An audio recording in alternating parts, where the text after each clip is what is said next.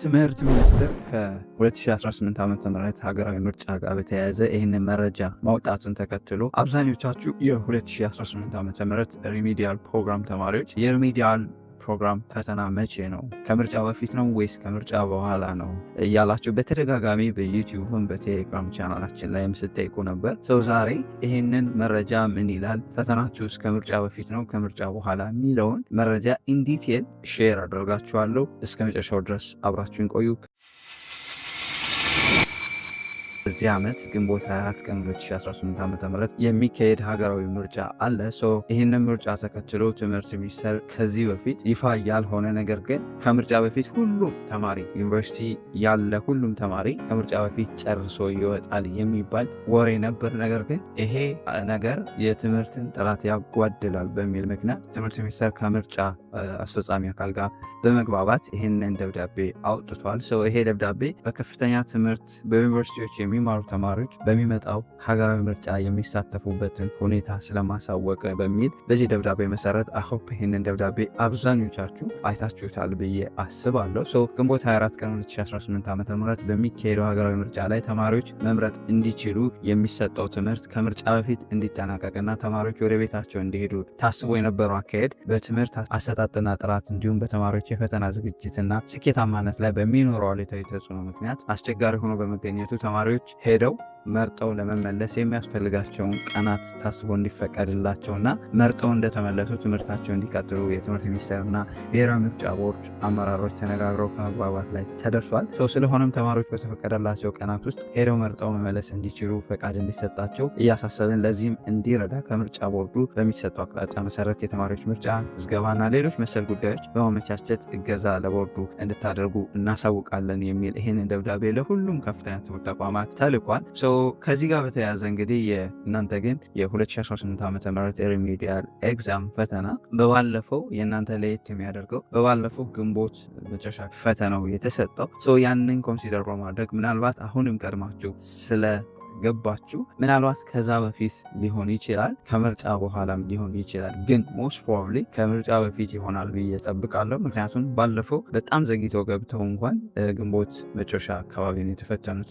አሁን ላይ ሪሚዲያል ፕሮግራም ተማሪ የሆናችሁ አንድ ሪከመንድ የማደርጋችሁ ነገር ዝግጅታችሁን ከምርጫ በፊት እንደምትፈተኑ ሆናችሁ ተዘጋጁ።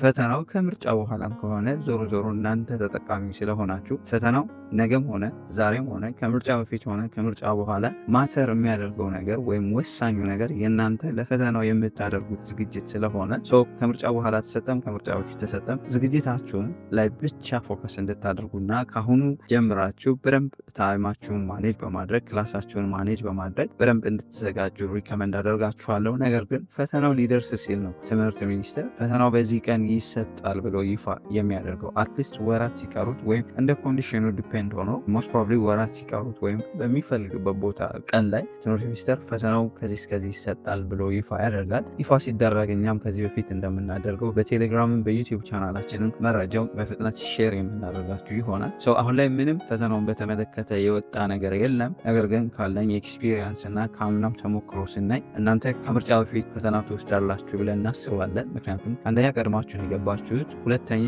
ከአምናው ጋር ስናስተያየው ግንቦት 24 ማለት ኦልሞስት ከባለፈው ዓመት የተሰጠበት አካባቢ ማለት ነው።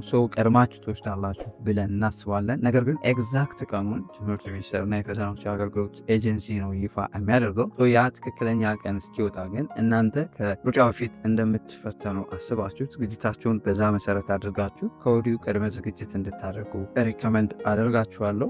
ያለው መረጃ ይህን ይመስላል።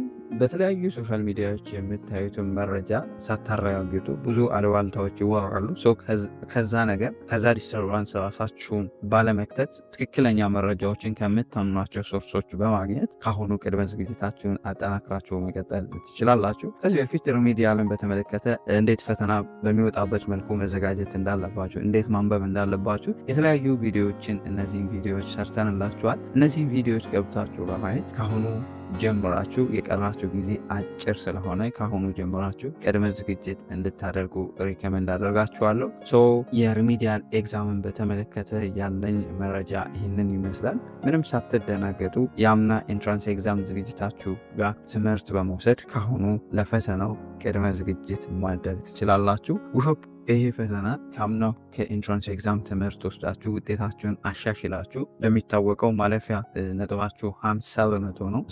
ይህንን አውቃችሁ ካሁኑ ካምናው ከኢንትራንስ ኤግዛም ውጤታችሁ ወይም አነባበብ ስርዓታችሁ ትምህርት ወስዳችሁ ጥሩ ውጤት እንደምታመጡ ተስፋ እናደርጋለን። የምትፈልጉት ጥያቄ ዝግጅትን በተመለከተ ያልገባችሁ ጥያቄ ካለ ኮሜንት ሴክሽን ላይ አስቀምጡልን። አይሆፕ የቪዲዮ በደንብ ጠቃሚ እንደሆነ ተስፋ አደርጋለሁ። ይህን መረጃ ያስፈልጋችኋል፣ ከዚህ ትምህርት ያገኛሉ ብላችሁ የምታስቧቸው ተማሪዎች ካሉ ሼር አድርጉላቸው። አስተያየት ካላችሁ መጠየቅ የምትፈልጉት ጥያቄ ካላ ደግሞ ኮሜንት ሴክሽን ላይ አስቀምጡልን። ሌሎች ተጨማሪ መረጃዎችን ኤዱኬሽናል ቲፖችን ማግኘት ከፈለጋችሁ የቴሌግራም ቻናላችን ሊንክ ዲስክሪፕሽን ላይ አለ። ጆይን በማድረግ ቶሎ መረጃዎችን ማግኘት ትችላላችሁ። በሌላ ጠቃሚ ቪዲዮ እስከሚገናኝ ለሀገራችን ሰላም፣ ፍቅር፣ አንድነት ስጠን።